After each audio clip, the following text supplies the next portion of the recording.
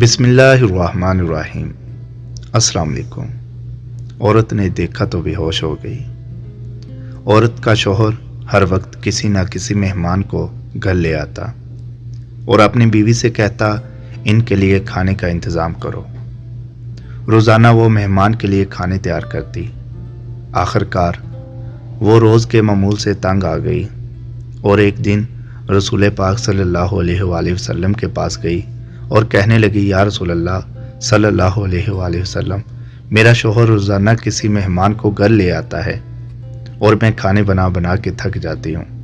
یا رسول اللہ صلی اللہ علیہ وآلہ وسلم، کوئی ایسا طریقہ بتائیں کہ میرا شوہر گھر میں مہمان نہ لائے۔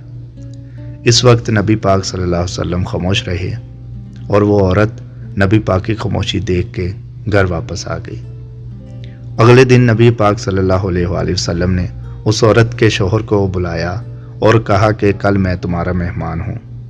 وہ آدمی بہت خوش ہوا اور آ کے اپنی بیوی کو بتایا کہ آج نبی پاک ہمارے مہمان بن کے آئیں گے۔ اس کی بیوی بہت خوش ہوئی اور جلدی سے اچھے اچھے کھانے بنانے لگی۔ جب نبی پاک صلی اللہ علیہ وآلہ وسلم اس عورت کے گھر آئے تو نبی پاک نے اس کے شوہر سے کہا کہ جب میں کھانا کھا کے واپس جانے لگوں تو اپنی بیوی سے کہنا میرے گھر سے نکلتے تک پیچھے دیکھتی رہے۔ اس کی بیوی نے ایسا ہی کیا۔ جب نبی پاک صلی اللہ علیہ وآلہ وسلم واپس جانے لگے تو اس عورت نے کیا دیکھا کہ رسول اللہ صلی اللہ علیہ وآلہ وسلم کے ساتھ بچھو، سانپ اور کیڑے مکوڑے سب ساتھ جا رہے تھے۔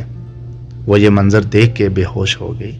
اگلے دن وہ پھر نبی پاک صلی اللہ علیہ وآلہ وسلم کے پاس گئی تو نبی پاک صلی اللہ علیہ وآلہ وسلم نے اس عورت کو بتایا کہ مہمان اپنا نصیب خود لے کے آتا ہے اور جو مہمان کے لیے محنت کی جاتی ہے اس کے بدلے جب وہ واپس جاتا ہے تو ساتھ اس گھر سے ساری بلاؤں اور اس گھر کے سارے گناہ ساتھ لے جاتا ہے۔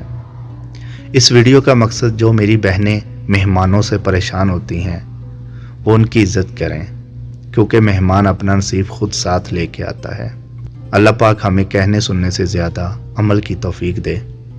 سمی وائس کو سبسکرائب کرنا مت بھولیں، لائک کریں، شیئر کریں اور کمنٹ سیکشن میں اپنی رائے کا اظہار ضرور کریں۔